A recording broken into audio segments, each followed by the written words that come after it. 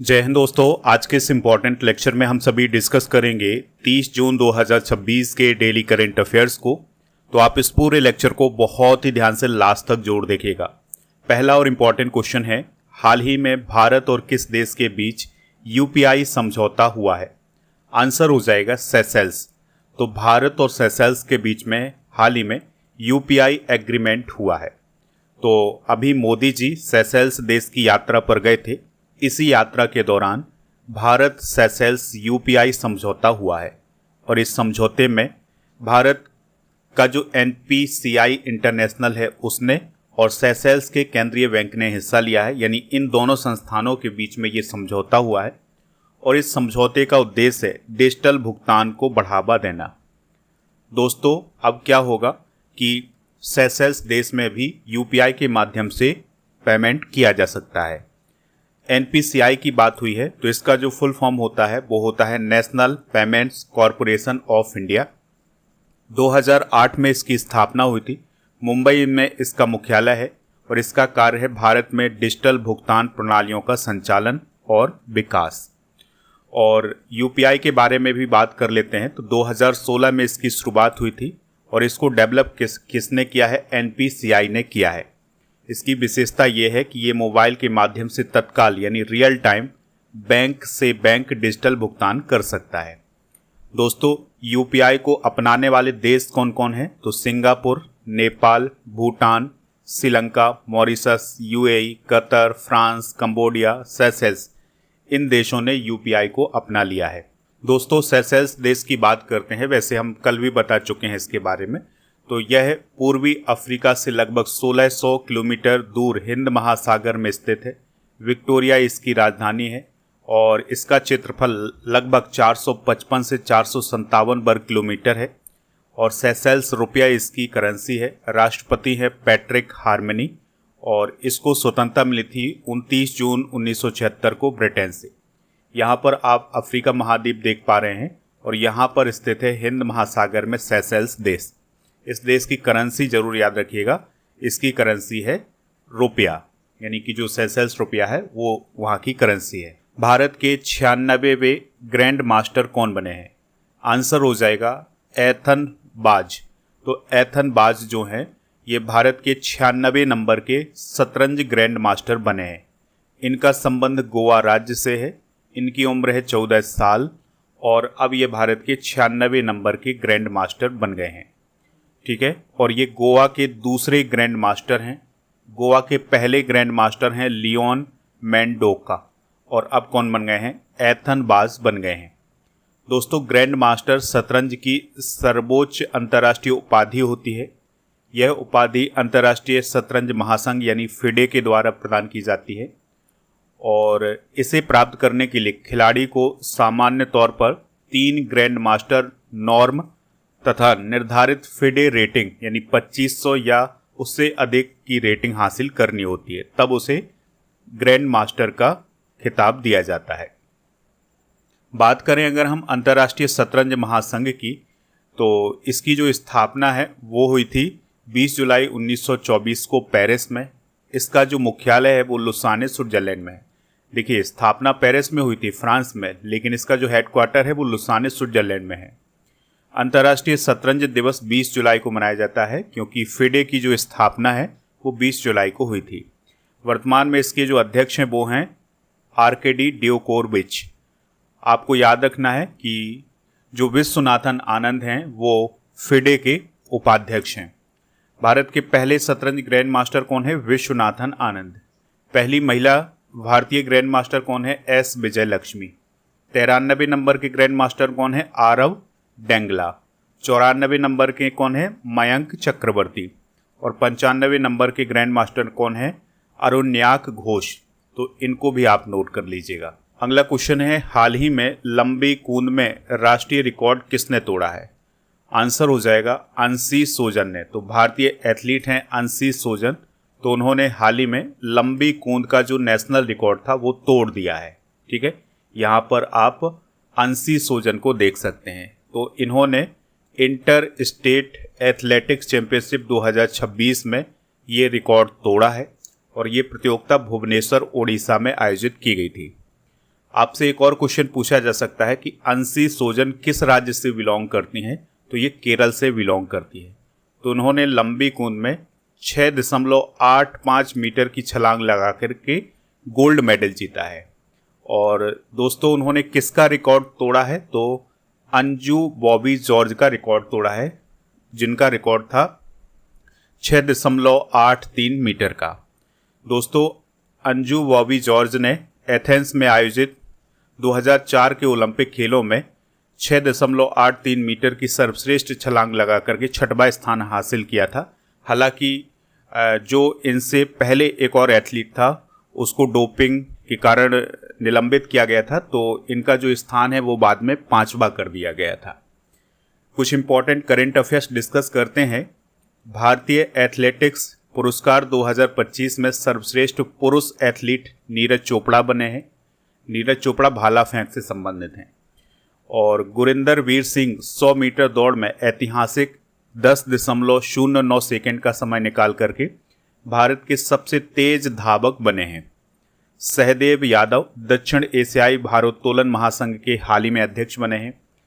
Rahul Dravid ETPL में Dublin franchise के मालिक बने हैं। भारत की पहली ट्रांसजेंडर अंपायर तमिलनाडु की रितिका श्री बनी है।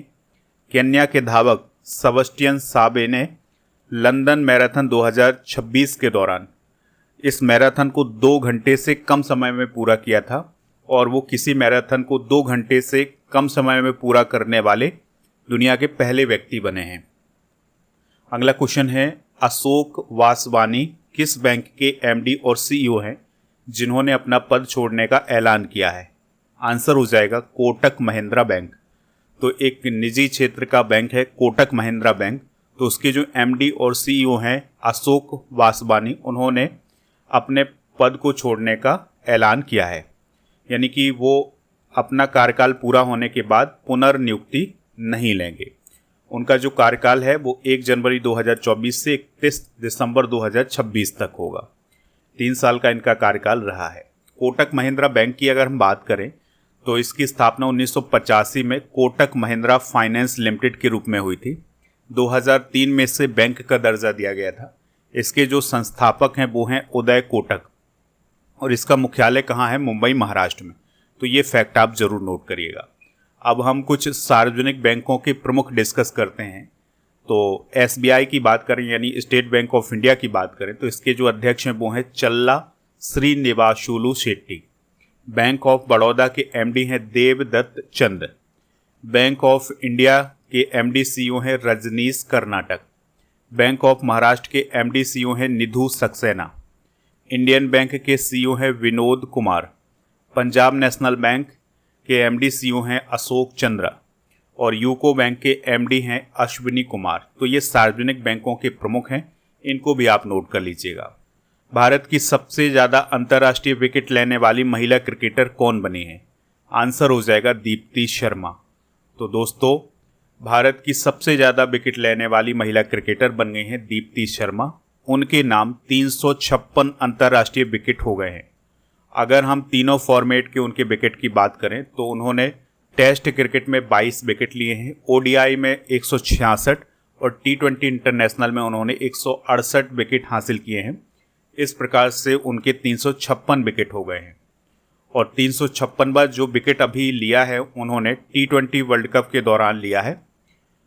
दोस्तों उन्होंने किसका रिकॉर्ड तोड़ा है? तो उन्होंने झूलन गोस्वामी जो कि भारत की गेंदबाज रही हैं उनका रिकॉर्ड तोड़ा है। उनके नाम 355 विकेट हैं। तो दोस्तों वीमेंस इंटरनेशनल क्रिकेट में सबसे ज़्यादा विकेट की बात करें तो दीप्ति शर्मा पहले नंबर पर है, 356 विकेट हैं। दूसरे नंबर पर झूलन गोस्वामी।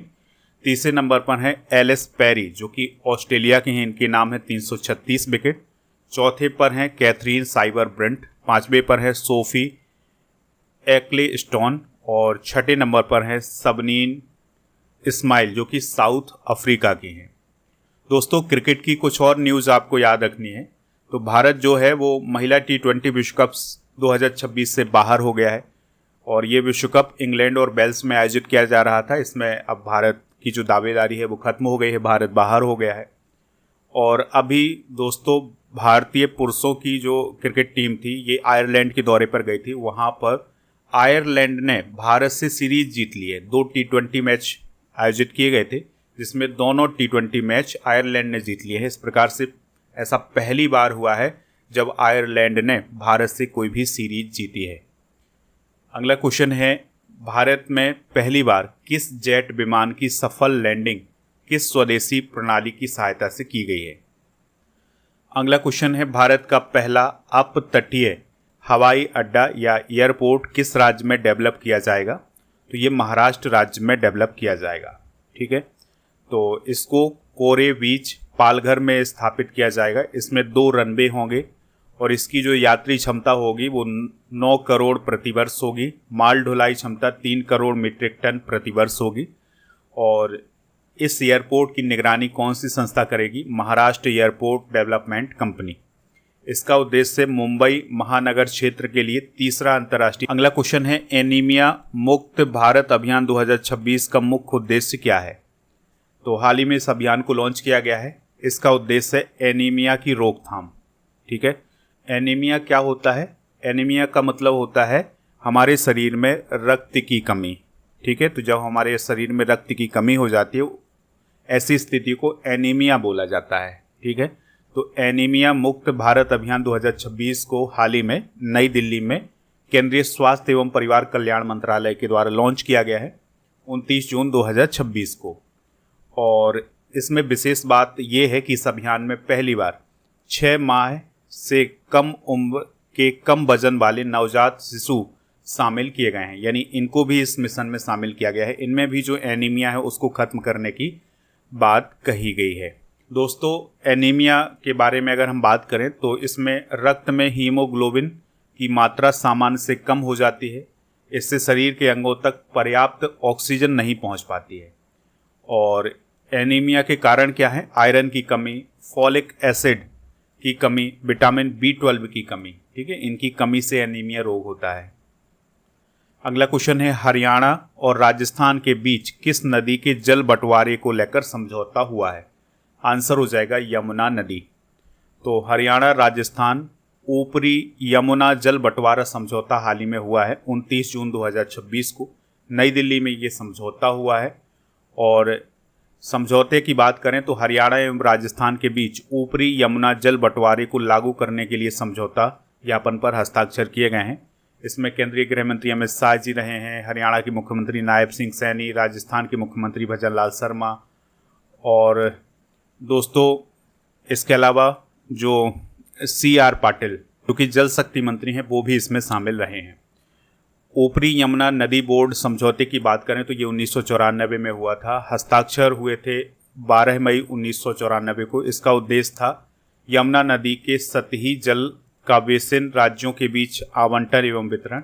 इसमें हरियाणा, राजस्थान, यूपी, हिमाचल प्रदेश और NCR क्षेत्र दिल्ली भी शामिल था। यमुना जल परियोजना की बात करें तो इसका उद्देश्य राजस्थान तक यमुना का जल पहुंचाना और पाइपलाइन की इसमें लंबाई है 295.5 किलोमीटर की। अगला क्वेश्चन है, FP5 फ्लेमिंगो मिसाइल के संदर्भ में निम्न कथनों पर विचार कीजिए। इस प्रकार के क्वेश्चन आजकल पूछे जा रहे हैं, इसलिए इसको इंक्लूड किया गया है। तो इस मिसाइल के बारे में जो पहला कथन है वो ये कह रहा है कि यह यूक्रेन द्वारा विकसित एक लंबी दूरी की मिसाइल प्रणाली है। दूसरा कथन है मारक क्षमता है इसकी 3000 किलोमीटर से अधिक। और तीसरा कथन है यह मिसाइल 1150 किलोग्राम तक वार हेड ले जा सकती है, यानी हथियार ले जा सकती है। तो दोस्तों, जो FP5 फ्लेमिंगो मिसाइल है ये यूक्रेन की मिसाइल है, इसलिए ये कथन सही हो जाता है। और इसकी जो मारक क्षमता है वो 3000 किलोमीटर से अधिक है, इसलिए ये भी कथन भी सही हो जाता है। और तीसरा कथन भी इसका सही है। तो इस क्वेश्चन का जो राइट आंसर हो जाएगा वो हो जाएगा ऑप्शन नंबर C, यानी सभी तीनों कथन जो हैं वो सही हैं। ठीक है, तो ऑप्शन नंबर C इसका राइट आंसर हो जाएगा। अब ये मिसाइल हाल ही में चर्चा में क्यों रही है इसको समझ लेते हैं। तो देखिए, यूक्रेन और रूस के बीच में तो युद्ध चल ही रहा है। ठीक है, कभी बंद हो जाता है, कभी चालू हो जाता है। तो अभी क्या हुआ है कि यूक्रेन के द्वारा FP5 फ्लेमिंगो मिसाइल के द्वारा रूस पर हमला किया गया है 27 जून को। और इसमें लक्ष्य बनाया गया था रूस का टाइटन बारिकाडी रक्षा संयंत्र। जो कि वोल्गोग्राद रूस में स्थित है। ठीक है, इसका परिणाम क्या हुआ जब ये मिसाइल दाग दी गई यूक्रेन के द्वारा रूस पर, तो इसका परिणाम ये हुआ कि यहाँ पर जो उत्पादन इकाइयाँ थीं उनको नुकसान हुआ और 10 लोग इसमें घायल हो गए। FP फ्लेमिंगो मिसाइल की बात करें तो यह यूक्रेन की लंबी दूरी की मानव रहित क्रूज मिसाइल है। ज़मीन से दागी जाने वाली लंबी दूरी की मानव रहित क्रूज मिसाइल है। ये मारक क्षमता है 3000 किलोमीटर की और इसमें वॉरहेड की क्षमता है 1150 किलोग्राम की। यहाँ पर आप मैप देख पा रहे हैं तो ये यूक्रेन है और ये है रूस, और यूक्रेन की राजधानी क्या है? कीव, याद रखिएगा। अब आपको रूस की राजधानी और रूस की करेंसी बताना है। ठीक है, ये कमेंट बॉक्स में आप ज़रूर बताइएगा। यूक्रेन के आपसे पड़ोसी देश पूछे जा सकते हैं एग्ज़ाम में। ठीक है, तो यूक्रेन का पड़ोसी देश है बेलारूस, फिर इसके बाद पोलैंड, फिर स्लोवाकिया है, फिर हंगरी है और रोमानिया है। ठीक है, ये इसके पड़ोसी देश हैं और रूस से तो इसकी सीमा लगती ही है। तो ये थे दोस्तों आज के करंट अफेयर्स के क्वेश्चन। आप स्टडी करके ऐप को इंस्टॉल कर लें। लूसेंट का कोर्स आप यहाँ से प्राप्त कर सकते हैं। इसके अलावा दोस्तों प्रीमियम कोर्स वाले ऑप्शन पर अर्जुन जीएस फाउंडेशन बैच भी मिल जाएगा, इसको भी ज्वाइन कर लीजिएगा। प्रीमियम कोर्स वाले ऑप्शन पर बहुत सारे कॉम्बो पैक भी मिल जाएंगे, कॉम्बो पैक भी आप ज्वाइन कर सकते हैं। टेस्ट सीरीज वाले ऑप्शन पर जाकर के आप जीके और करंट अफेयर्स की टेस्ट सीरीज प्राप्त कर सकते हैं। ई बुक वाले सेक्शन पर आपको monthly current affairs, yearly current affairs, half yearly current affairs, इन सभी की ई बुक मिल जाएगी, तो इनको जाकर के प्राप्त कर लीजिएगा। कल के करंट अफेयर्स को रिवाइज करते हैं। किस राज्य सरकार ने समान नागरिक संहिता यानी यूसीसी लागू करने की घोषणा की है? पश्चिम बंगाल। हाल ही में guardian of the blue horizon सम्मान किसे मिला है? नरेंद्र मोदी। भारत ने विश्व की पहली परमाणु प्रक्रिया की ऊष्मा पर आधारित हाइड्रोजन उत्पादन सुविधा कहाँ शुरू की है? कलपक्कम, तमिलनाडु। अबेलार्डो डे ला एस्प्रिएला किस देश के राष्ट्रपति बने हैं? कोलंबिया। और भारत टैक्सी का शुभारंभ कहाँ हुआ है? Gandhinagar, Gujarat. Donald Trump Avenue का उद्घाटन किस शहर में हुआ है? हैदराबाद। एससीओ महिला मंच 2026 का आयोजन कहाँ किया गया है? Bishkek, Kyrgyzstan. और ICGS अक्षय को भारतीय तटरक्षक बल में कहाँ शामिल किया गया है? Vasco, Goa. National anti narcotics road map कितने वर्षों के लिए तैयार किया गया है? 3 वर्ष। अर्ध क्रायोजेनिक इंजन पावर हेड का 8वां हॉट टेस्ट कहाँ पर किया गया है? महेंद्रगिरी, तमिलनाडु में। कल के करंट अफेयर्स में आपसे पूछा गया था कि यूसीसी का वर्णन किस अनुच्छेद में है? तो अनुच्छेद 44 में है। लगभग सभी लोगों ने इसका आंसर अनुच्छेद 44 बताया हुआ है। आज आपके लिए क्वेश्चन है, चल्ला श्रीनिवासुलु शेट्टी किस बैंक के अध्यक्ष हैं? जो भी इसका राइट आंसर हो कमेंट बॉक्स में ज़रूर बताएं। हमारे टेलीग्राम चैनल को ज्वाइन कर लें, ऐप को इंस्टॉल कर लें, वहाँ पर ई बुक वगैरह मिल जाएगा। और इसके अलावा टेस्ट पास वाले ऑप्शन पर जाकर के 4000 से ज़्यादा टेस्ट प्राप्त कर सकते हैं हर एक एग्ज़ाम।